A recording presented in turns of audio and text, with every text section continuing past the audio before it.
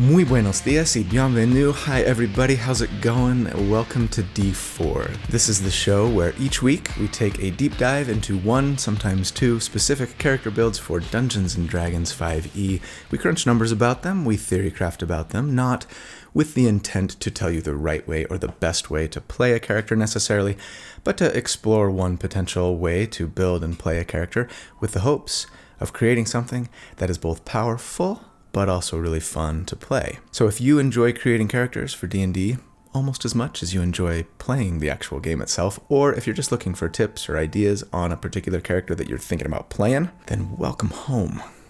This is where you belong, and I'm so glad you're here. My name's Colby, and I'll be your host. So, some of you know this. The first character that I ever played in D&D 5e several years ago was a shadow monk. Her name was Ariana, and I loved her with all of my heart. I gave her 3 levels of Assassin Rogue, so yes, I've been multi-classing since day one, and tried to make her like this amazing, stealthy, scouty ninja who could do, potentially, incredible burst damage when she got surprise on her enemies. I kind of miss the naivete of those days, in some ways, before I learned how poorly monks scale, damage-wise.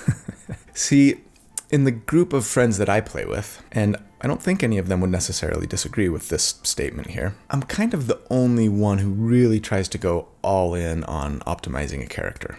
And so, compared to the rest of my party, with maybe the exception of a friend who was playing a barbarian that had the legendary greatsword Hazaron, which is totally overpowered, I did pretty good damage. Stunning Strike could sometimes be a little frustrating in that it rarely seemed to work against the monsters that I really needed it to work on the most, but every once in a while it still would, and that was fun. The larger problem or frustration that I had with the character, honestly, was the relative infrequency with which I could actually surprise my enemies. This was partly due to the aforementioned barbarian constantly going Leroy Jenkins in every combat, and partly due to just how combat often unfolds in D&D without really much of a chance of getting surprised in the first place. Admittedly, the few times that I was able to get surprised, I could be fairly devastating. And that was awesome, but as our campaign progressed into late game, I became pretty disillusioned with the Shadow Monk with 3 levels of Assassin, and convinced Corey, my DM, who you can see be a DM for us in our Tales of Veneria channel, I convinced him to let me respec my monk, this was pre-Tasha's too, and make her like a Way of the Open Hand monk instead. It was actually a pretty cool redemption story arc that we came up with to get there, and though I did lose a little sustained DPR by missing out on sneak attack, I was pretty happy with the additional defense and control options that Open Hand gave me, so I had no regrets. Fast forward a few years to today. I've been thinking a lot about that character and about everything that I've kind of learned about 5e mechanics. I kind of wish that I had a time machine and could go back to that bright-eyed newbie version of myself and lend a helping hand. Help me create a character that had at least maybe the foundation of a Shadow Monk, which was what I was really going for, but whose power and sustained damage and versatility were more in line with what I was kind of hoping and envisioning my character to be. And so, that's my goal for the character that we're doing today. Build a high sustained DPR Shadow Monk, or at least a character who is in part a Shadow Monk and has Shadow Monk as their foundation. The character that I wish Ariana could have been. And then share it with you guys, since I can't share it with my past self. And so I proudly present episode 102, The Master of Shadows. I'm really into shadowy stuff at the moment, aren't I? Did Shadow Sorcerer a couple of months ago. Shadow Blade a couple of weeks ago. Anyway, maybe it's the summertime heat that's making me long for darker days. Big thanks to my good friend Randall Hampton for the fantastic artwork that he has created for this character concept, that he creates for every character concept that I send him each week. He's a fantastic artist, as you can no doubt tell. If you would be interested in following Randall and or potentially reaching out to him to see if you can commission him for some art of your own character or party, I will, as always, put links in the video description on how to do so. Thanks, Randall. And also, before we jump into the build really quick, I wanted to remind you guys about Hit Point Press and Humblewood Tales, whose Kickstarter ends next week as of when this video is released, so it ends on August 11th. And of course, surprising no one, they totally destroyed their funding goal, so this project is a go. It's greenlit, it's going to be made, and you don't want to miss out on the benefits of backing it before their Kickstarter ends. Humblewood Tales is a companion book to the Humblewood campaign setting for 5th edition, featuring expanded lore around the mystical tree city of Alderheart.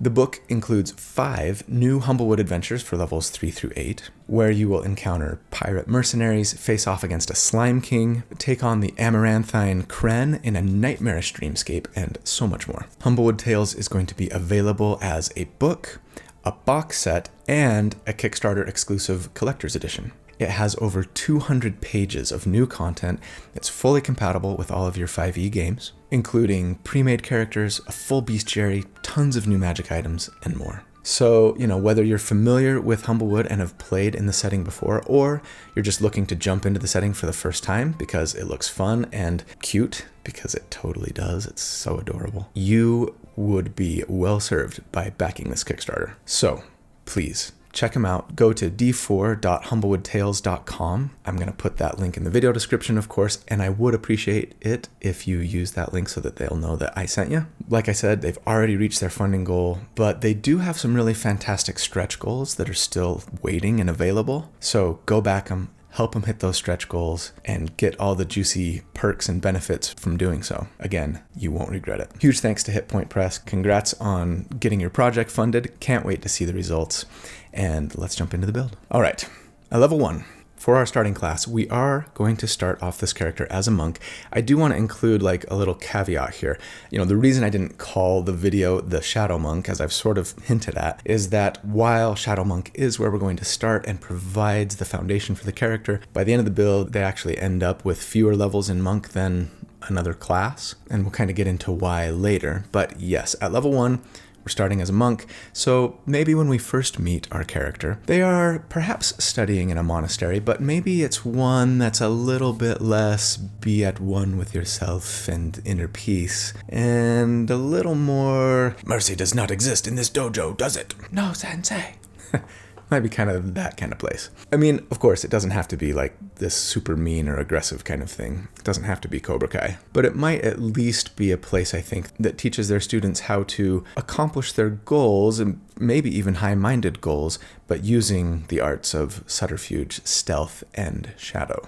As for our race, all monks are mad, multiple ability score dependent, not angry, though I suppose you could be an angry monk. But the monk that we're building today is especially mad. For that reason, I really wanted to pick a race that gets super great ability score bonuses. I'm also interested in being elvish because A, Ariana was, B, I love elves. I'm kind of a cliche D&D fanboy in that sense. And C, because of a certain feat that I'd like to access later. For all of those reasons, I'm going to suggest that we go half-elf here. Now, Ariana was a wood elf, and I'm partial to wood elves, mostly for story and fantasy lore reasons. And a wood elf half-elf could get a little extra move speed, which is nice, but since monks already get some additional move speed, that might not be super important on this character. Thematically, our best option might be like a drow half-elf, since they kind of love like the darkness and the shadow already, right? And they get access to some cool additional spells, dancing lights, fairy fire, and at character level 5, darkness, which would be nice. But since I'm building this character to try and maximize damage, I'm instead going to suggest that we take the high elf half-elf, or the high half-elf for our subclass,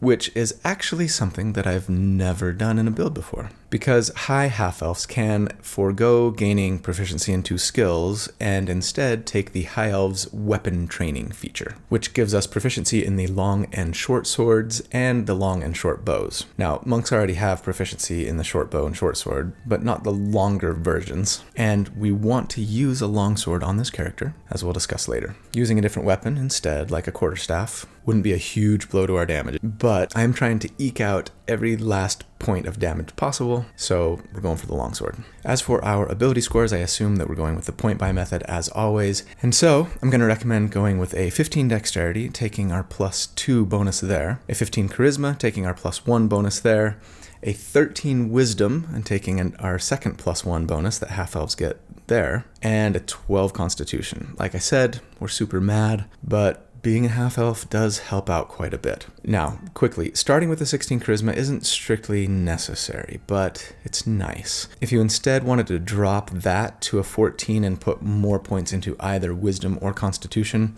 I wouldn't blame you. The way I've done it makes us a little squishier, and as we all know, a dead Master of Shadows does 0 damage. So yeah, do what you feel you must.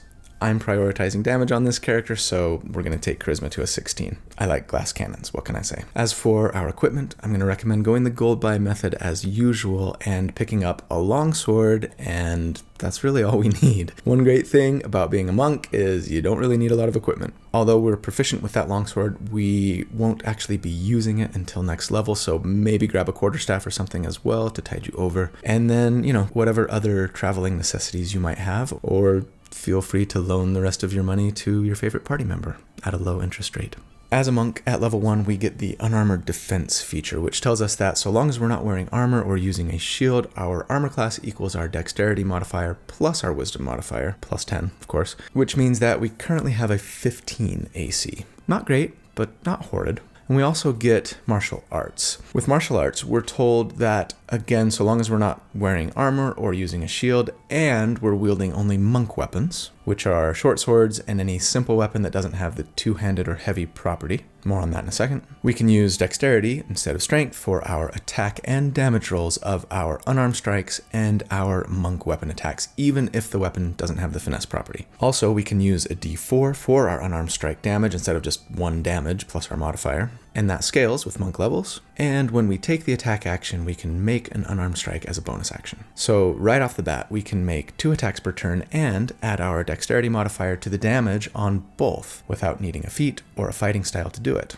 making the monk a fairly solid damage dealer for a level 1 character. It doesn't scale particularly well, but hey, for right now, feels pretty nice. At level 2, we get Key, the defining feature of monks that fuels pretty much everything cool or neat that you want to do. We get 1 key point per monk level, and they reset on a short rest. Most people, I think, would argue that that's not enough, and it's one thing that makes the monk suffer a little bit in power and potency. But anyway, for now, we can use those key points to do 3 things. Take the dodge action with a bonus action and a key point, disengage or dash with a bonus action and a key point, or use flurry of blows, which lets us make 2 unarmed strikes as a bonus action when we take the attack action instead of the usual 1 that we can do by default. Now we're talking. 3 attacks in a turn, using our dex modifier for damage on all of them without a feat or a fighting style? Alas. This might be the pinnacle of our career as a monk.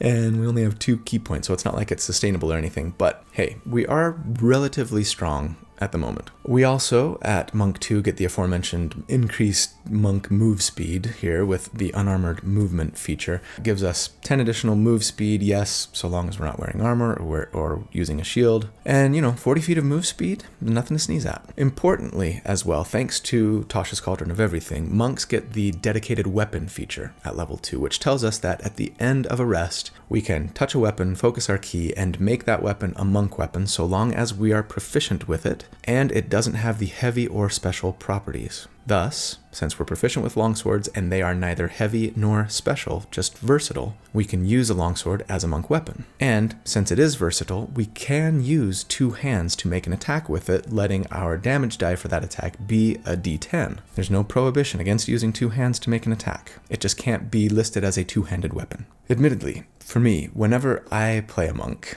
I really like to pretend that all of my attacks are made with my hands and feet and knees and elbow, etc. My body is a weapon. So I always ask my DM if I can just reflavor the longsword or a quarterstaff or whatever I'm using as some brass knuckles or something. But that's my flavor in fantasy. Am I alone here? Do you guys like to envision your monks using actual weapons in combat, or is it just me? At level 3, we get deflect missiles, which tells us that when we're hit by a ranged weapon attack, we can use our reaction to deflect or catch the missile, reducing the damage by a d10 plus our dex modifier plus our monk level, which should reduce most ranged weapon attacks to nothing at this level. And that's both super cool and really cinematic. And pretty situationally strong. If you do reduce the damage to 0, you can spend a key point to redirect the missile to another creature, essentially making a ranged weapon attack with it as though it were a monk weapon. And then at level 3, we also, of course, get our monk subclass, our monastic tradition, and we, as I've said, are going with the way of shadow. I really, really love the flavor and feel of this subclass. And since I've actually only ever used them in one build before, the anti-mage, and I didn't do this then, I'm going to read what Wizards of the Coast has to say about the Shadow Monk. Monks of the Way of Shadow follow a tradition that values stealth and subterfuge. These monks might be called ninjas or shadow dancers, and they serve as spies and assassins. Sometimes the members of a ninja monastery are family members, forming a clan sworn to secrecy about their arts and missions. Other monasteries are more like thieves' guilds, hiring out their services to nobles, rich merchants, or anyone else who can pay their fees. Regardless of their methods, the heads of these monasteries expect the unquestioning obedience of their students. That sets a good tone. So, as a Shadow Monk, we get the Shadow Arts feature, which tells us that as an action, we can spend 2 of our very precious 3 currently key points to cast a few spells. Dark Vision, Pass Without Trace, Silence, and Darkness. These are all pretty good spells, situationally anyway. And since we get our key points back on a short rest, not a horrible use of our key if the situation calls for it. We also do learn the Minor Illusion cantrip here as well. At level 4, we get one of my very favorite monkish abilities for the coolness and flavor factor anyway, Slow Fall. This tells us that when we fall, we can reduce the damage we take, which is normally a d6 for every 10 feet that we fall, right? By 5 times our monk level, or 20 damage at this level, which should let us fall from 50 or 60 feet on average before taking any damage. And that's just cool. Go jump off some 5-story buildings. Yes, for fun.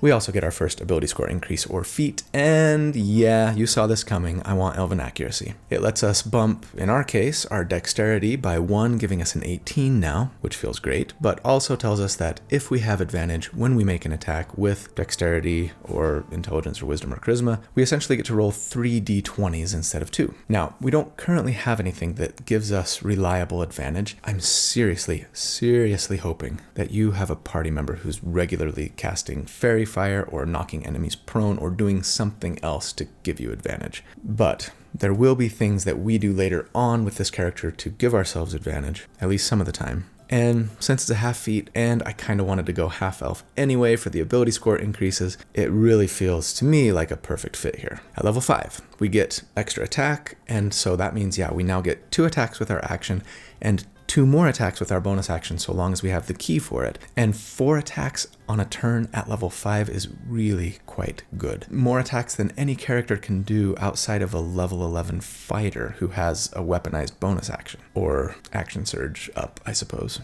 I might have lied when I said that level 2 was the pinnacle of our career. It might be level 5. Especially because we also get the sometimes awesome, sometimes really disappointing stunning strike here. This tells us that if we hit with a melee weapon attack, and yes, unarmed strikes can count for this purpose, look it up in the Sage Advice Compendium if you need to, you can spend a key point to try and stun your target, forcing them to make a Constitution saving throw against your Wisdom-based DC. And that's a fairly humble 13 DC right now. Or they are stunned until the end of your next turn. I've tried to build a character specifically to try and take as much advantage of this potentially powerful feature here, the re-roller or Fate Weaver, but on this character, where we're not prioritizing wisdom, and considering that Constitution saves are typically the strongest saves for most enemies in D&D 5e, I just don't think I would really plan on using this feature all that often, unless you felt really confident that your enemy had a low plus to con save, or maybe you prioritized wisdom over charisma,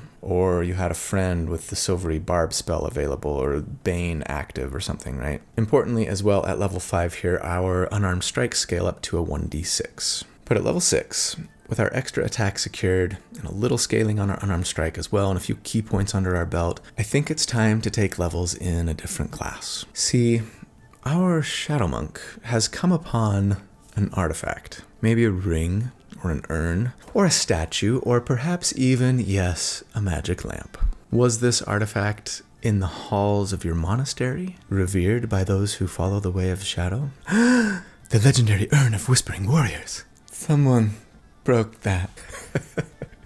Did you stumble upon it during one of your adventures? Was it given to you by a friend or a family member, perhaps even passed down to you as an heirloom, and you've been carrying it with you all this time? I don't know, but there is an otherworldly being tied to this artifact, and at this point in our character's career, that otherworldly being has reached out to us, or perhaps we reached out to them, with an offer of additional power to help us complete whatever great task lies in front of us, if we will but pledge our service to them, because yes, whatever your reasons, we are going to become a genie warlock at this level. And yeah, right at level 1, warlocks get their subclass, their otherworldly patron. We're going genie, but to be honest, I don't feel super strong about the otherworldly patron here that you take at warlock level 1 for your subclass. I think it's the best. I think it's the most powerful.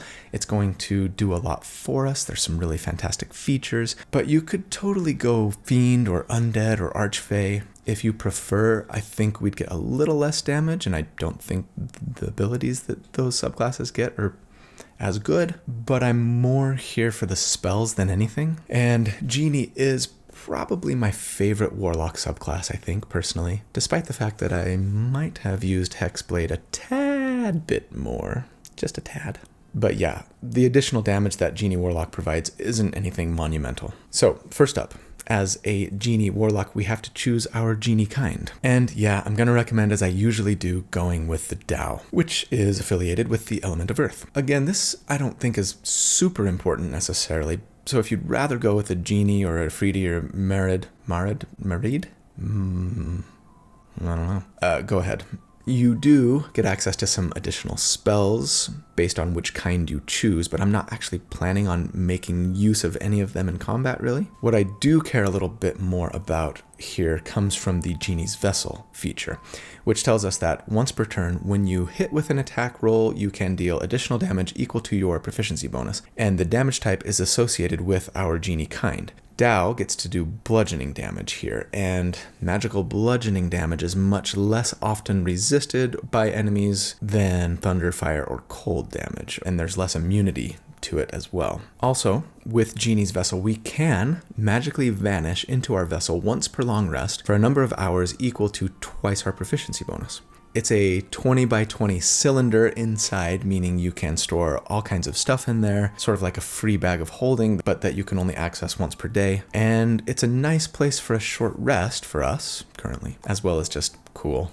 We also get spells at Warlock 1, of course, and while, yeah, I'd probably take Eldritch Blast because you're a Warlock, and it's a decent ranged attack option when we need it, and maybe Armor of Agathis because you're a Warlock, and it's a nice defensive option that doesn't require concentration. The one that I'd for sure pick up here and use in combat would be Hex. Hex can be a really great spell, and the more attacks you make with it, the stronger it becomes. So it's really pretty good for a monk who can be potentially making 4 attacks on a turn. It does require our concentration. It takes a bonus action to cast and then transfer to another target when your existing hexed target dies, right? That's a bit of a bummer, but we cast it on an enemy, and thereafter, all attacks we make against them do an extra d6 of damage. You can also, with Hex, choose an ability score that your hexed target is going to then have disadvantage on ability checks with. Alas, it's not saving throws. If it were, the spell would be overpowered. But this can help your allies make grapple or shove attacks against them if you choose strength, right? Or make their counter spells less effective if they're a spellcaster and you choose their spellcasting ability,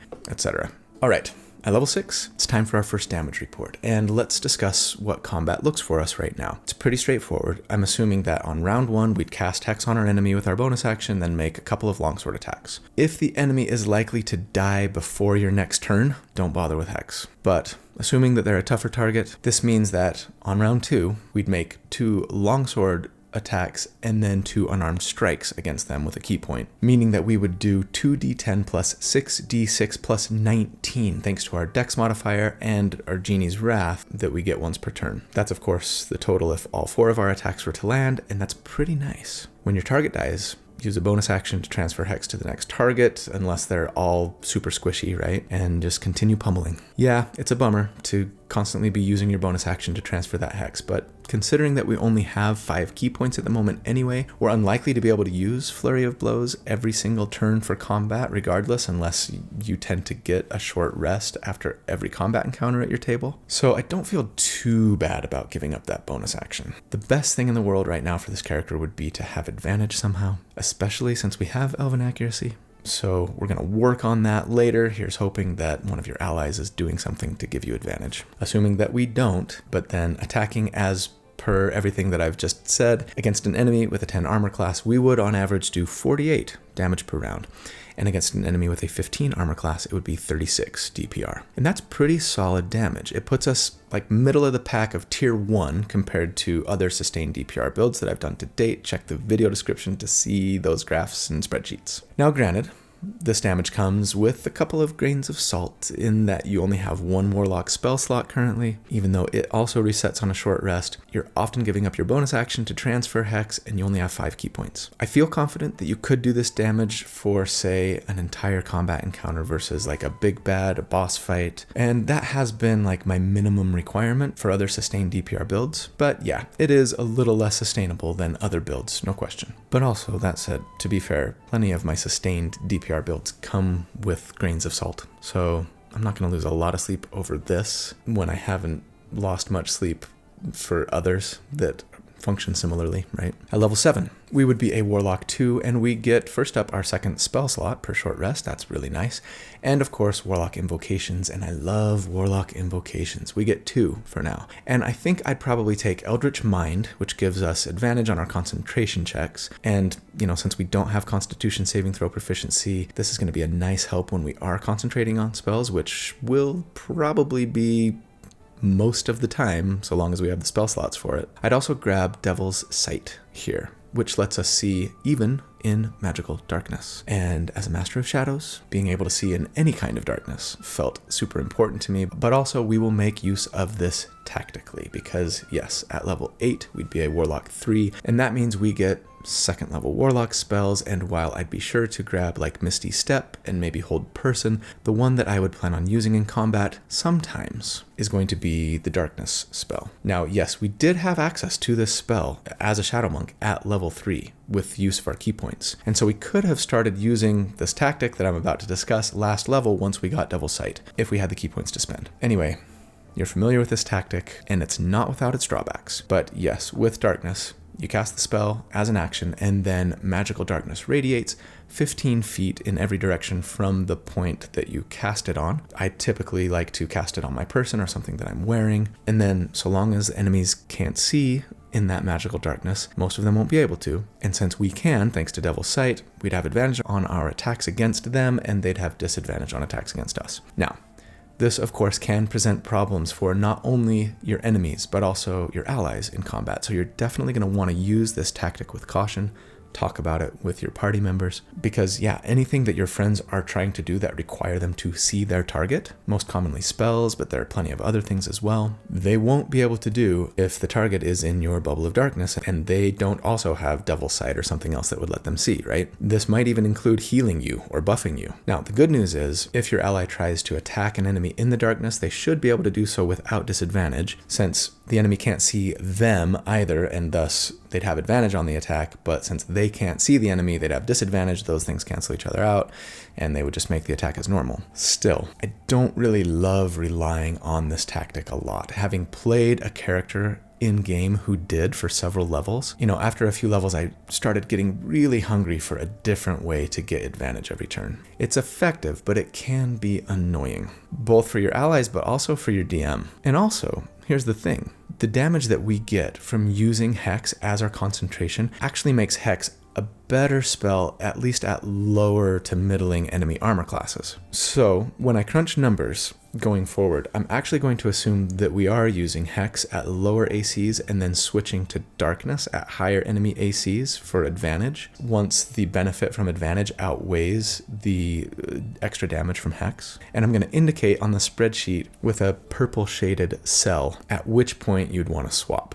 Of course, I fully appreciate that you're very often not going to know what the enemy AC is when a fight breaks out, but I feel like we often have a decent idea, especially if you've been playing D&D for a while. But, if you're not really sure, I might play it safe and go the darkness route, since that does nice things for our own survivability as well, so long as that's not going to cause too much groaning from everyone else at our table. And of course, if it does, just sticking with Hex will be fine. Also, at Warlock 3, we get our Pact Boon. And I'm going to recommend that we go Pact of the Chain here. It's really nice in that it lets you learn the wizard's Find Familiar spell and then cast it as a ritual, even letting the familiar you summon take an improved form, that of an imp, pseudo-dragon, quasit, or sprite. I would probably go with any but the pseudo-dragon, as the rest of them can turn invisible until they attack. And yes, the familiar tactic with familiars is to have them take the help action and thereby give you advantage on one of your attacks against your enemy. And if your familiar can be invisible and stay invisible, since they're just helping, not attacking, it greatly increases their chances of staying alive, even against mean DMs. And yeah, it's going to be really nice to have advantage on at least one attack now, making Hex sort of that much more valuable versus Darkness.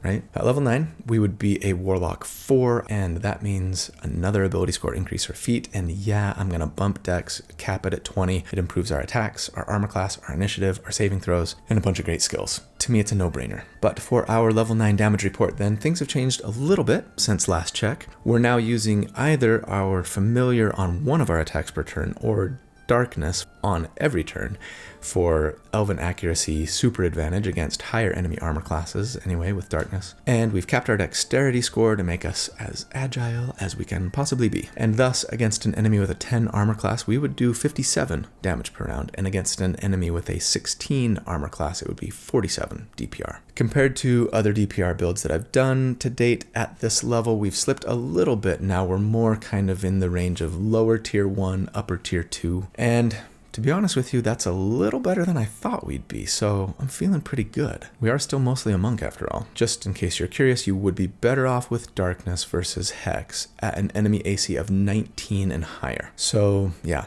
do your best to size up your enemy at the beginning of combat and make an educated guess as to which spell you should be using. At level 10, I really want to grab just one more level of monk here. We'd be a monk 6 for this character, I think. And I think now is probably that time to grab it. The biggest problem that monks have is just their poor scaling past level 5, I think. They're kind of like barbarians in this regard. But unfortunately, because so much of what they do relies on ki, and you only get one ki point per monk level, you sort of feel chained to the class if you want to reliably use your features. With this character, since we're really only using ki for Flurry of Blows, and because they reset on a short rest, I don't feel too terrible about only winding up with 6 of them, because we're going to stop monk levels here. But obviously, you might want to adjust that, especially if you tend to have a lot of combat encounters between short rests at your table. But anyway, as a monk 6, we get ki-empowered strikes. This makes our unarmed strikes magical for the purpose of overcoming enemy resistance to non-magical attacks, right? And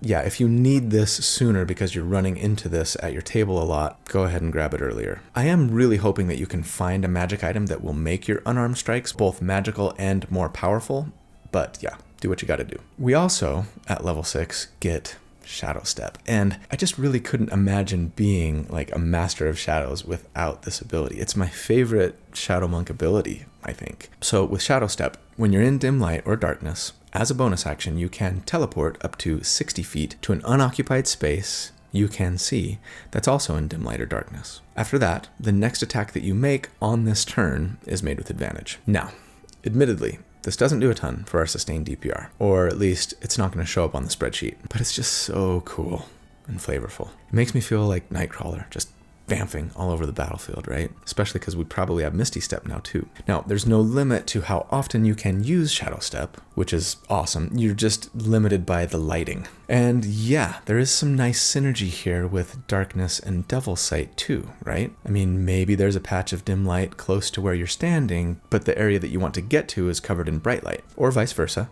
Just cast darkness on the brightly lit area and bamf away. And yeah, if you have Misty Step and a spell slot, you could use that instead, but it only has a 30-foot range, And you might want to be casting darkness anyway to give yourself advantage on your attacks, etc., right? So this could be a more spell slot efficient way to accomplish that. And it's just so fun and cool and just makes me feel like a true master of shadows.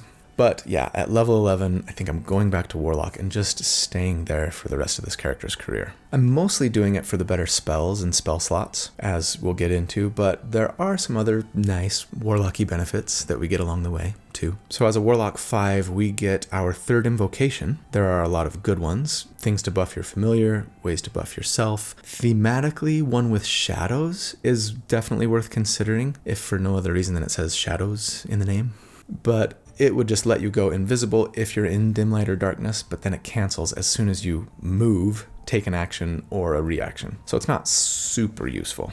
I think if it were me, I would actually take Cloak of Flies here. I kind of love this invocation, and especially for this build, actually. As a bonus action, you surround yourself with a magical aura that looks like a swarm of flies. It feels pretty dark and thematic, and I don't know why you couldn't just flavor it as swirling shadows or something instead of flies, as long as your DM's okay with it. It would then give you advantage on intimidation checks, but then disadvantage on other charisma checks. And then if any creature, including allies, so be careful, starts their turn within 5 feet of you, they take poison damage equal to your charisma modifier. It lasts until you're incapacitated or you dismiss it, but you can only use it once per short or long rest, so don't dismiss it unless you're confident that you're not going to need it for combat encounters. So yes, this will give us an extra 3 damage per turn, and more if there are multiple enemies close to us, right? But of course less if those enemies are resistant or immune to poison damage. So yeah, not a huge damage increase, but not nothing. And like I say, I just think it's super cool and flavorful for this character. We also get 3rd level spells here, and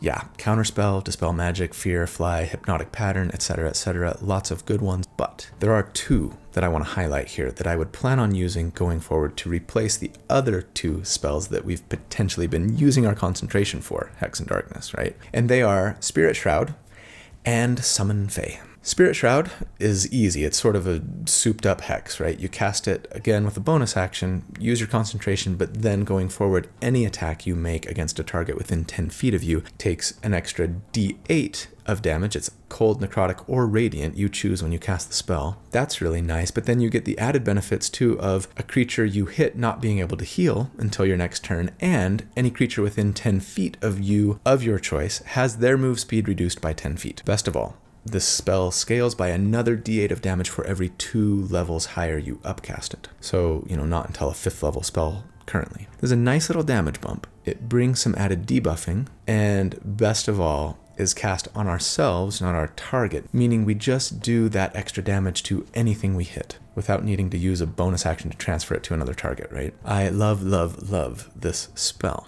But, okay, what's the deal with Summon Fae to replace Darkness? Well, with Summon Fae, my very favorite summoning spell, you get a small Fae spirit that obeys your verbal commands, no action required by you, that can make a decently damaging weapon attack. It's 2d6 plus 6 currently, not bad. Now, their plus to hit is unfortunately based on your spellcasting ability, not your dex modifier or anything, which is kind of a bummer, but at least our charisma is a 16, so it's not horrible. But best of all, when you summon the Fae, you choose their mood, fuming, mirthful, or Trixie. And then as a bonus action, your Fae can teleport 30 feet, and then if you pick Trixie for the mood, at least, they can fill a 5-foot cube within 5 feet of them with, magical darkness, which lasts until the end of their next turn. Now, there is some potential complexity to the timing of how this all might work, rules as written. Unfortunately,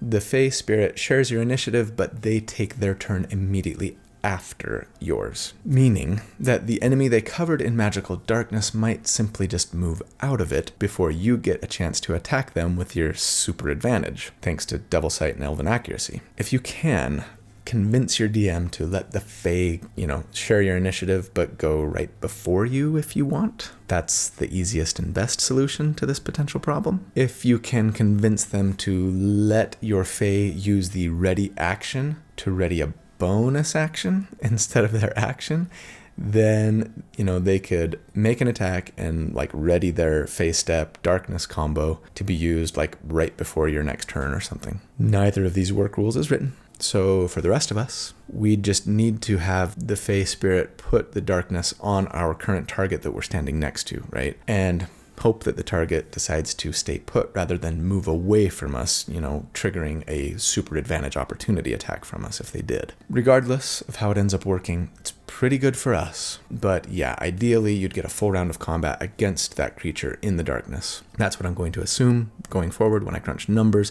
appreciating that that's a best case scenario that might not always work perfectly every time. Partly, of course, because the enemy might be large sized or greater, right? In which case a 5-foot cube of darkness might not effectively blind them, unless the Fae can just like cast it on around their head or something like that. But then maybe they could just, I don't know. Regardless, I love this spell because we get an adorable tricksy spirit that does damage and can still potentially let us use the Darkness Devil Sight tactic without screwing up the battlefield for everyone else. If you're fighting a large creature with a super high armor class, we could always still pull out just the darkness spell if need be. And so yeah, it's nice to have options. At level 12, we would be a Warlock 6, and that means as a Genie Warlock, we get Elemental Gift. And man, Genie Warlocks truly are amazing. Elemental Gift, such a fantastic feature. First of all, it gives you permanent resistance to a damage type based on your Genie kind, and this is the other main reason that I wanted to go Dao, because Dao patrons give us resistance to bludgeoning damage, and in case you didn't know, bludgeoning damage is the most frequent damage type of official monsters in D&D 5e. That alone is fantastic. But wait, there's more. You also get to fly. Why the heck didn't we beeline for Warlock 6? I guess you could have, actually. In that case, I would have maybe taken Pact of the Blade so that you could get the Thirsting Blade invocation and still get extra attack at level 5. I do think that starting Monk is stronger overall, but yeah, free flight. Proficiency bonus times per day. As a bonus action, you can give yourself a flying speed of 30 feet that lasts for 10 minutes. Incredible. At level 13, we would be a Warlock 7, and we get our 4th invocation. Nothing I'd plan on using to improve our damage necessarily, so PYF, pick your favorite.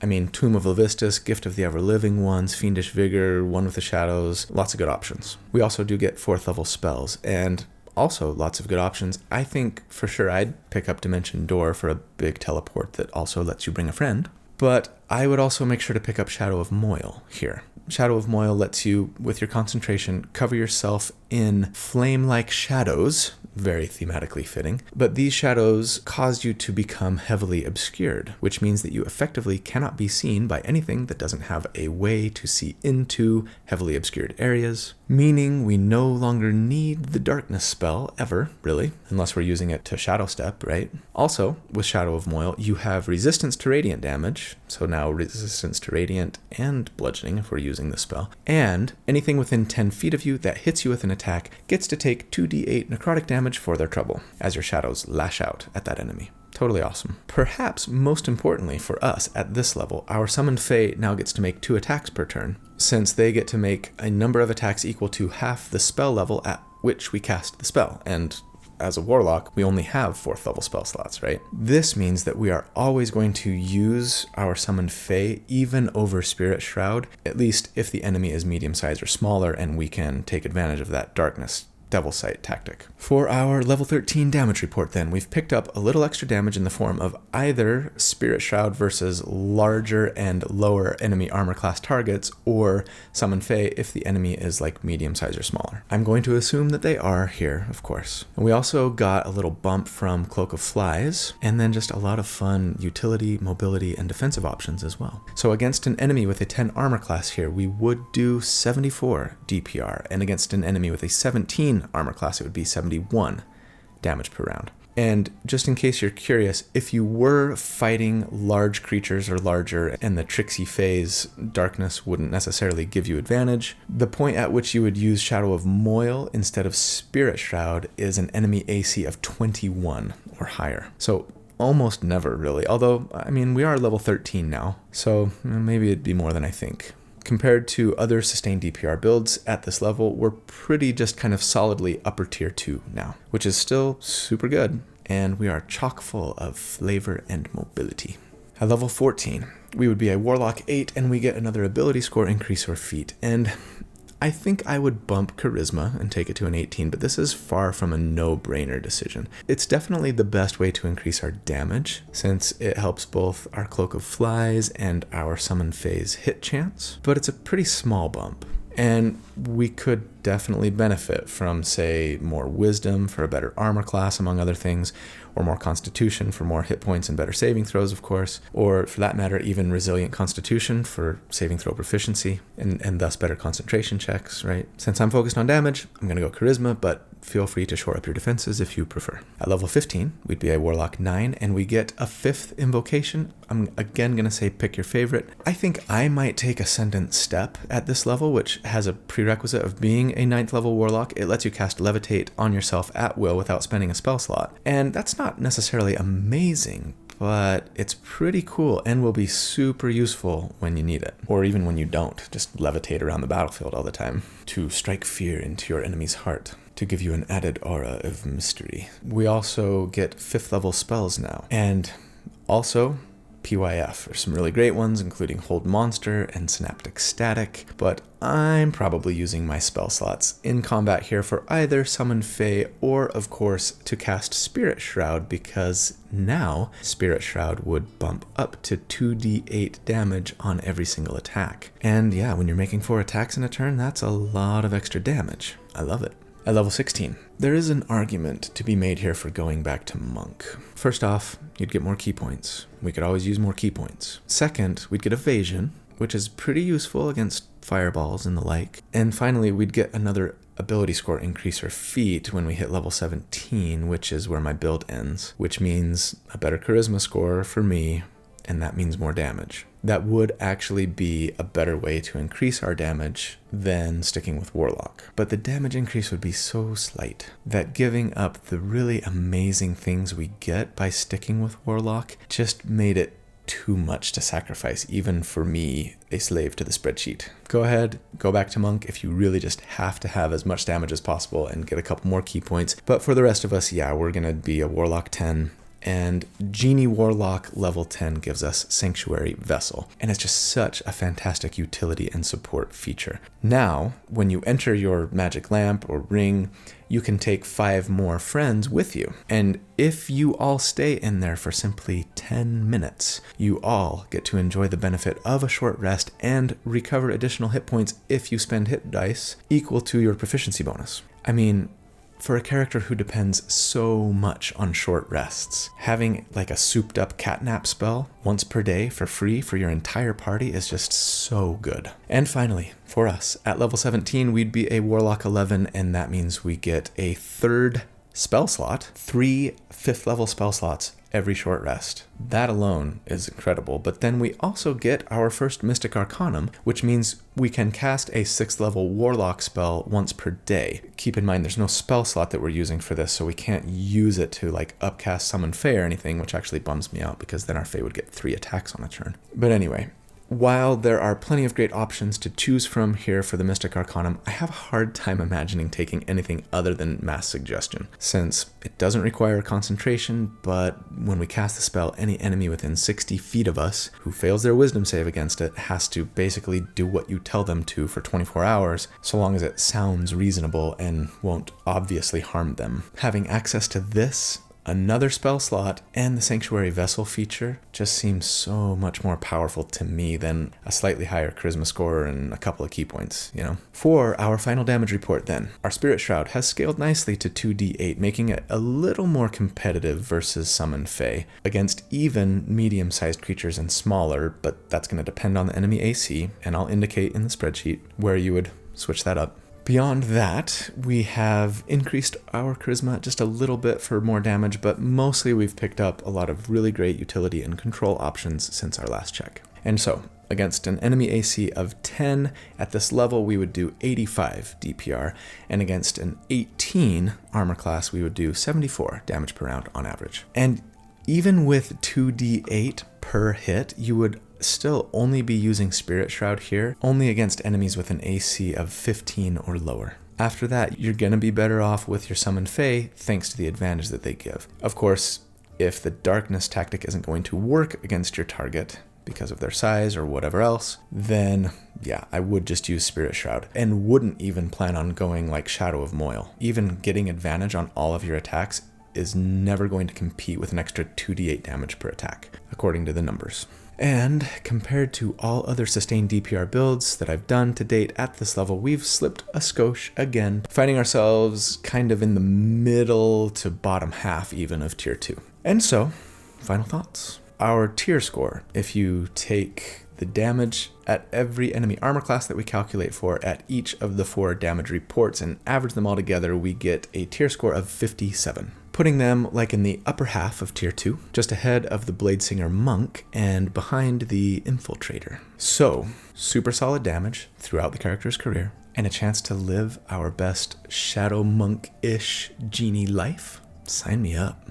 I will say this. If you can have one of your allies, again, doing something to give this character advantage on every single attack, whether via Fairy Fire, knocking them prone, or maybe if you play with flanking rules at your table, that would be a dream come true and would really send your damage consistently into the tier 1 range, meaning you wouldn't have to worry about using darkness or whether or not your summon Fae can put your enemy into darkness, etc., etc. You just have advantage on every single attack and get to add Hex or Spirit Shroud damage to all of the many attacks that you make every turn, and it would be fabulous. But regardless, playing a character who is super slippery and mobile is just so much fun, to me anyway, in-game. And add to that all the fantastic flavor of shrouding yourself and your enemies in darkness and being able to use that darkness to move all over the battlefield. It just adds a fantastic, like, Batman-y flavor to this character and would make them so dang fun to play in-game. I know it because I've done it. Just wasn't as good a version of this character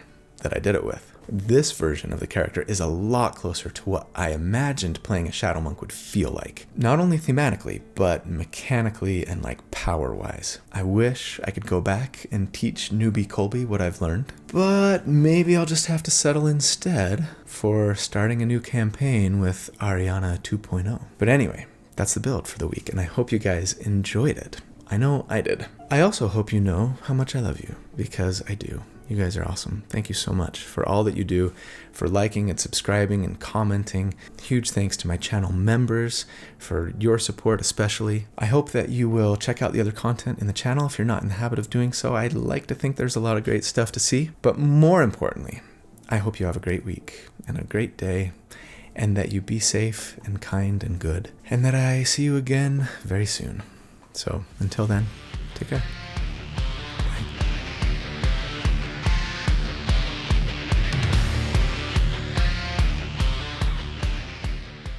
I think we are in business. It's business time. Can't say I was never wrong, but some blame rests on you. Work and play, they're never okay to mix the way we do. All I can say, I shouldn't say, can we take a ride? Get out of this place while we still have time. I love Jimmy Eat World, and I'm not sorry about it. Hi. As I mentioned a few weeks ago, Humblewood Tales is a well, don't even say that. Humblewood Tales... Okay. Can you stomp less, please? Somebody want to get the door?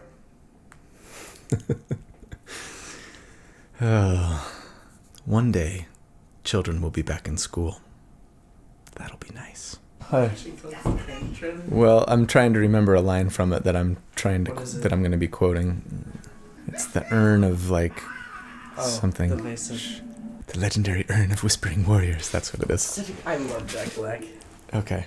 Now I need to talk again. So, boy. What's it called? And concentration checks, right? Oh, no. Don't say that. Well, don't say that. Well, don't say that. Yeah, I need to say that differently. Well, don't say that. Well, don't say that. Don't say that. Well, don't say that.